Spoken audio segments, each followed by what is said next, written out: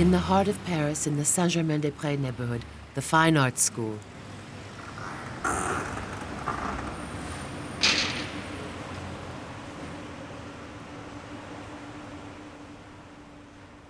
Throughout the 19th century, the Paris Fine Arts School represented the last word in the teaching of art in Europe. A school designed like a series of Chinese boxes containing the history of architecture, where each section of wall is merely a fragment that has to be deciphered like a rebus.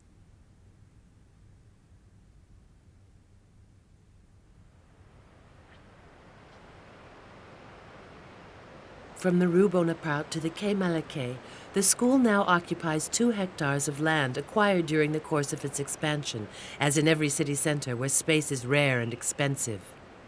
For orientation purposes, the administration today refers to 5 groups of buildings: the Mulberry Court, the Loggia building, the Palais des Études, the Perret building, and the Hôtel de Chimay. This group of buildings from different periods forms a genuine town within the city.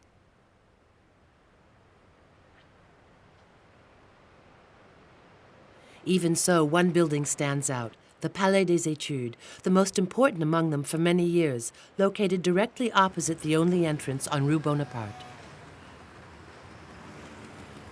The school, as conceived in the last century, has ceased to exist since May 1968. Architecture is no longer taught here, and only the plastic arts remain, along with multimedia. Today, the approach to art and its teaching has nothing to do with that of the past.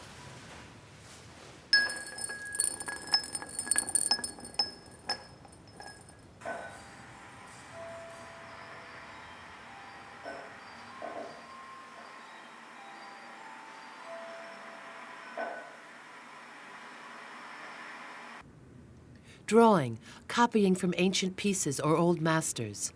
For centuries, this was the basis of the teaching of fine arts as devised by the Academy, which had gathered models, architectural fragments, and copies of Renaissance masterpieces for that very purpose. A sort of museum, but with a difference. This vast collection had no permanent home. In 1816, the Restoration government decided to give a home to the Fine Arts Institute that formerly had no fixed abode. The site granted to the new school lay across the Seine from the Louvre, which had previously housed the artists for many years.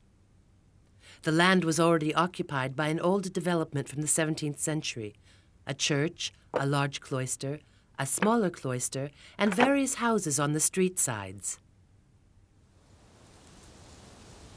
This wasn't an innocent choice. It was the site of a former convent that during the Revolution had become the scene of a unique undertaking that left a lasting mark on the imagination of the times.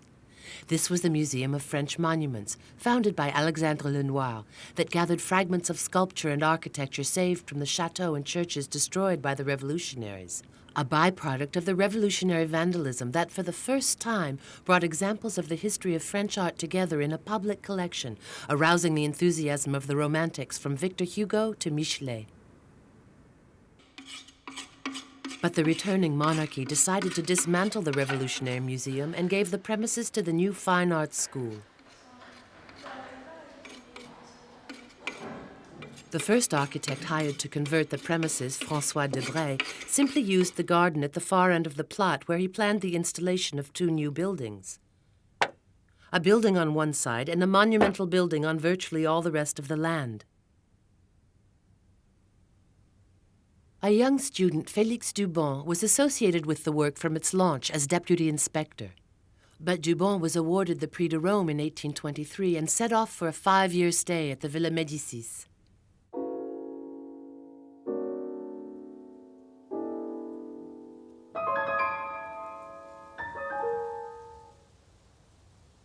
The Prix de Rome was the school's most prestigious award, a single student chosen each year in each discipline to whom the Academy offered a 5-year stay in Rome and, above all, the guarantee of an official career on his return. The architects had to carry out the archaeological survey of a ruin and imagine what the building would have looked like in its heyday. Duban picked the Octavian portico as his subject, a collection of sparse ruins in the Rome ghetto. This wasn't by chance. The Octavian ruins are those of a school, a scuola, in the ancient meaning of the word. In other words, an intellectual center that includes 2 temples, a library, and schools. Duban noted that the temples were similar to museums containing masterpieces from ancient Greece.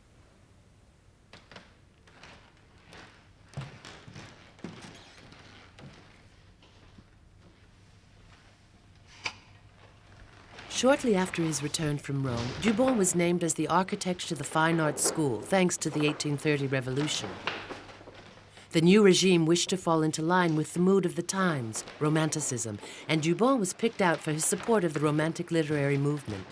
The authorities were counting on him to give a new lease of life to a project that had hardly made any headway in 13 years. Duban, who had reconstructed the plans of the Octavian portico, would take his inspiration from them to design his own plan for the Fine Arts School. It wasn't an easy task. Duban inherited a complete layout and unfinished buildings on a plot of land trapped in the city and without street access. He decided to clear the area in front of the palace obstructed by the older buildings. He demolished the small cloister, made a compulsory purchase order on the houses along the street, and, to clear the way for the palace, moved back the alignment of the large cloister that he rebuilt in his own manner.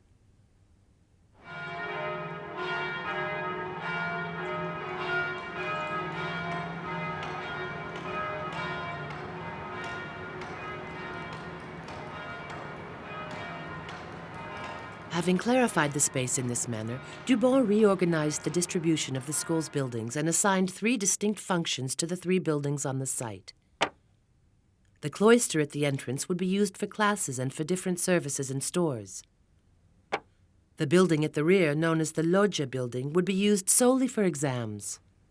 And the main building, thus freed of all trivial functions, would become the study museum that could house the collections, a library, and a hall for prize giving. Debray had designed a palace. Duban retained its outline but transformed the facade.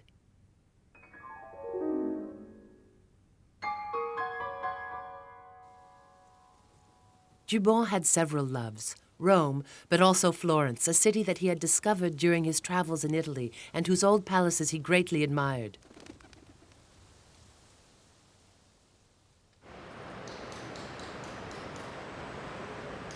The facade of the Study Museum is a copy of the Florentine palaces with their rustic stonework, exposed stone, and large arched windows. Orders lend rhythm to the facade on its upper floors.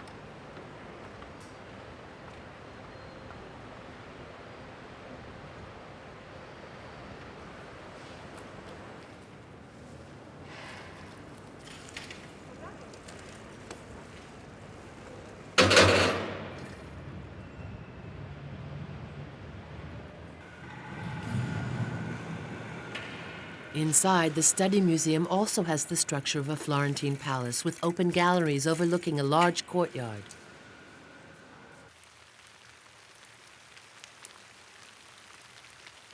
Originally, the courtyard was open to the sky. But with the growth of the collections, Duban had to use the courtyard area by covering it with a large glass canopy.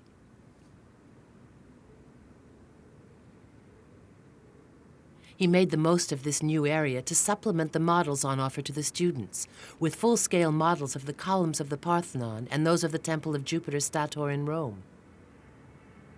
These columns were so tall, 22 meters, that a trapdoor had to be let into the ground to accommodate them.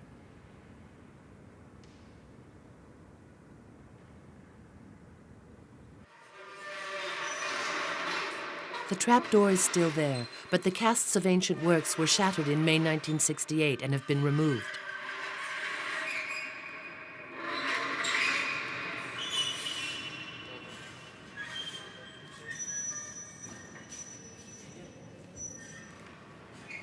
By displaying these models that have now vanished, Duban wanted to make copying a spiritual experience, as if he wanted to urge his students on, according to his biographer, and tell them, "Believe me, you young architects who form the majority at the Fine Arts School, you will one day use painters and sculptors.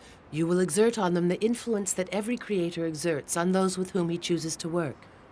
Return to simplicity and grandeur. Here is the secret of proportion and great art. Do not copy them, but let these examples be a constant reminder of the laws that must govern us. Instead of copying the work of others, create. Become natural writers of this fine universal language called architecture.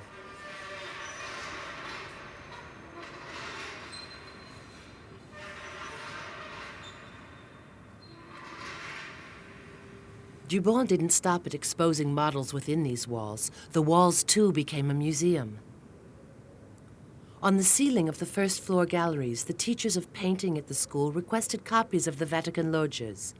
Duban seized this opportunity to go even further and refurbish the whole gallery.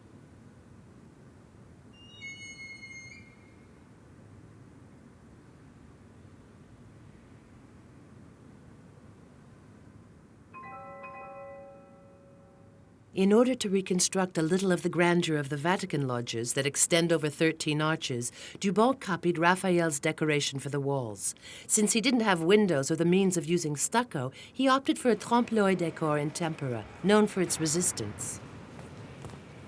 In this way, recounts his biographer, he offered 1,000 students in Paris the joys that only the successors of Pope Leo X could feel each day on passing through such a gallery.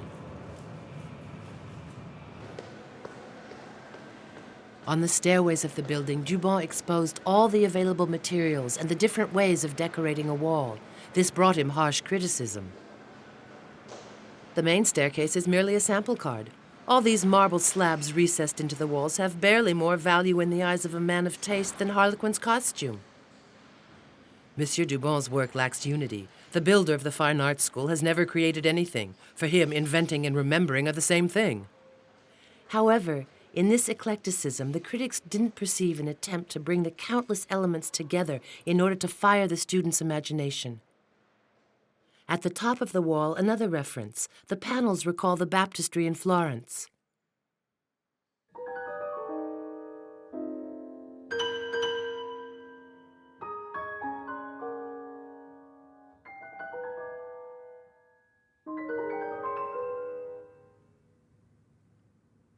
In the courtyard, Duban redesigned the whole space to create one enormous history lesson. To open up the facade of his building trapped at the back of the yard, Duban drew 2 half-circle hectares that form a forecourt to the palace.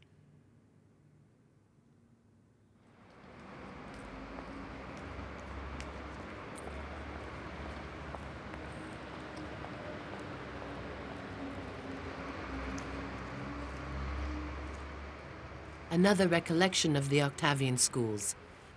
Behind the temples, noted Duban, one found the hexadra-shaped square.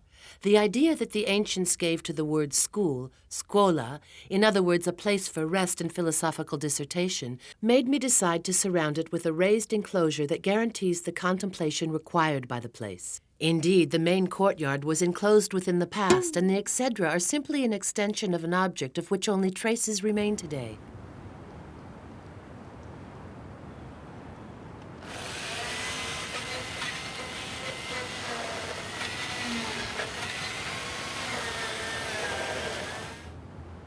Between the courts, there was a portico called the Arc de Gaillon, named after the chateau of the first French Renaissance that it came from.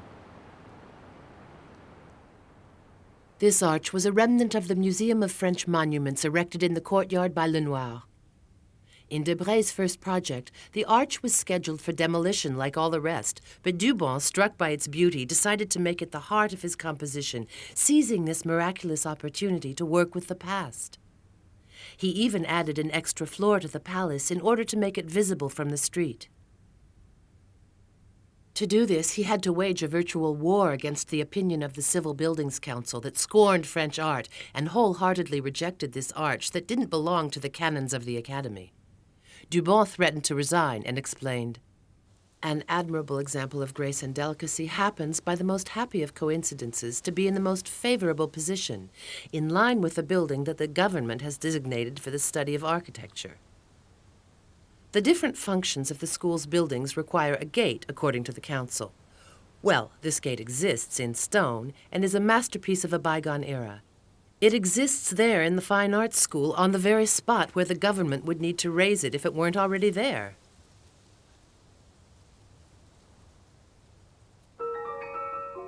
And while defending the French Renaissance, Duban continued to refer to the poetry of Rome by blending constructions from different periods and creating a vision of history.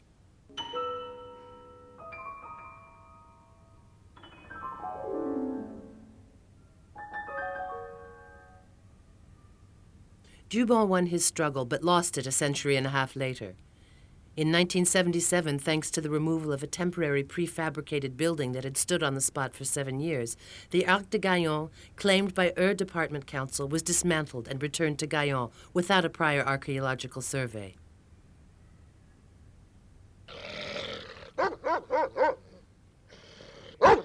The chateau destroyed during the Revolution could not be reconstructed, and the arch is now a dual orphan, both of its chateau and of the school that adopted it and gave it the best possible setting. The chateau at Anet, built by Philibert Delorme, had also suffered from revolutionary vandalism.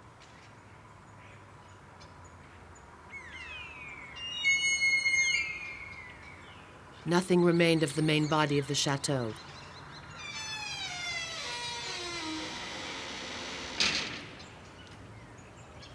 Or almost.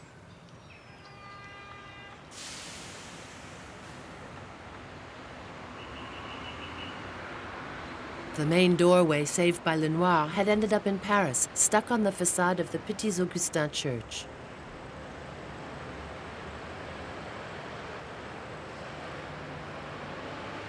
Duban also gave it a place in his general composition of the courtyards. He lined the cloister arcades up at the same height of the Anet doorway at first, before realigning them at the height of the Arc de Gaillon once he had obtained its preservation. With a typically classic concern for symmetry around a central axis, he decorated the opposite wall with the same arcades. And in these arcades, Duban placed architectural fragments in order to create a sort of open-air museum. In this way, Duban continued Lenoir's work by setting the fragments out in chronological order.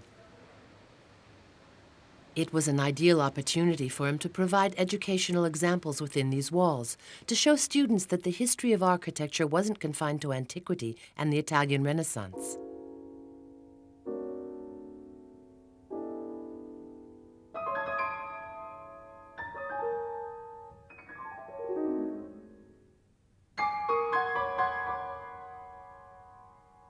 Duban dreamt of finding a fragment of a Gothic church to be the counterpart of the Anet gateway opposite.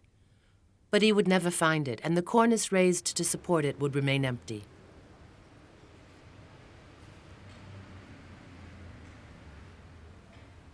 By including fragments of the French Renaissance in his school imbued with classical and modern Italy, Duban built an ideal realm, a romantic dream fueled by the idea that modern art is the product of the evolution of the past, and in itself is neither complete nor final, but merely a piece added in its own time.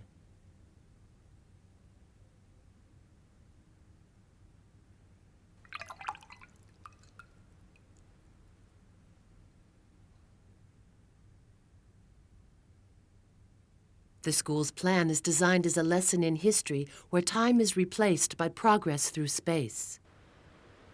Crossing this area is tantamount to experiencing a portion of history.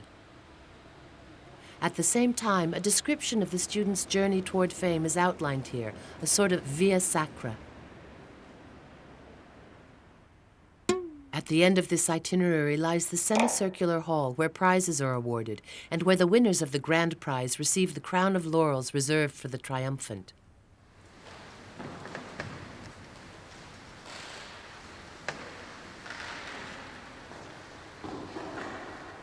In this room, Duban commissioned Delaroche to paint a vast fresco that repeats this ideal vision of a dialogue between artists down through the ages. Painters, sculptors, and architects from every period and country are shown as a large brotherhood defying time.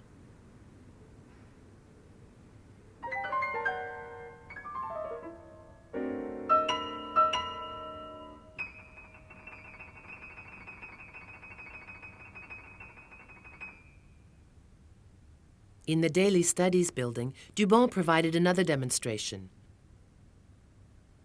Duban wanted to communicate his passion for the bright colors of southern Italy, with which he had filled whole sketchbooks in his youth.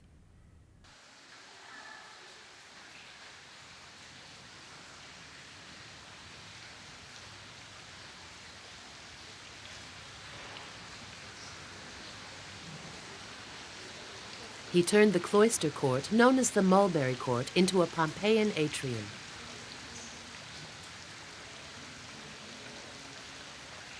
Rather than the students' works that the teachers wished to display in the arcades, Duban preferred scale copies of ancient masterpieces, explaining that the students, even during rest periods, had to have the best examples of the art of past centuries before their eyes.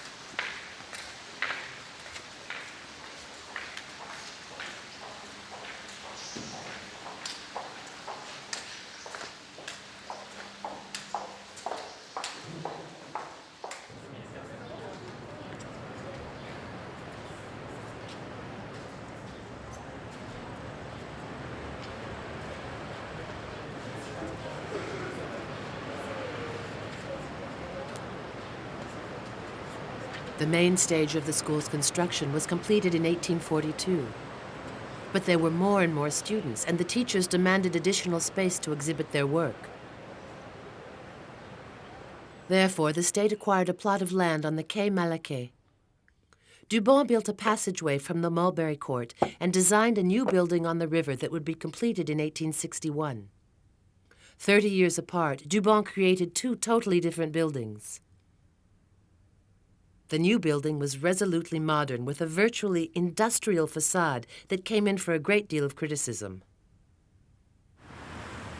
Duban was reproached for the monumental nature of the building that stands out too clearly from the neighboring facades, with its vast picture windows designed to provide light for the exhibition room. People expressed surprise at the large oculi that are in fact a direct reference to the Louvre across the Seine.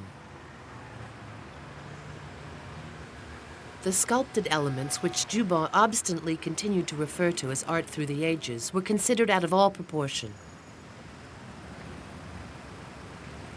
Times had changed. Duban was no longer the royal favorite. Napoleon III preferred Visconti and Viollet-le-Duc. Duban died in 1870, bitter at having only ever done restoration work, however prestigious. The Fine Arts School was the darling child that he spent his life looking after. The editor of the 19th century's leading architecture periodical, César Daly, wrote, "Alas, the true monument to his magnificent work cannot be sought out in the light of day, but in the souls of the current generation of architects." Indeed, Duban's school would mark a style of architecture, the Beaux-Arts style, that would have a considerable influence on generations of architects in Europe, Africa, and even America.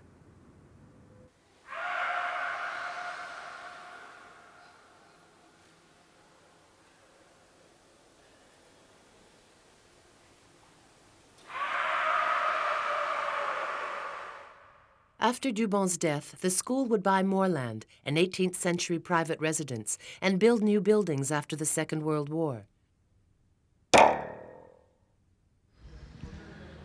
These buildings would mark the arrival en masse of the studios that the school had lacked until then.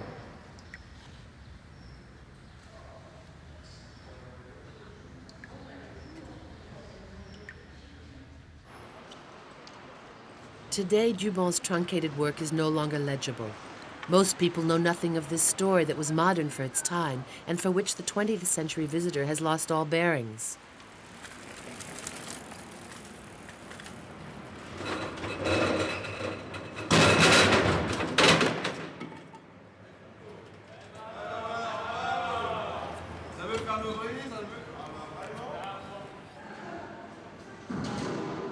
The school seems like a district of the city left to its own devices, with its anarchistic and unforeseeable expansion, where each group defends its own territory.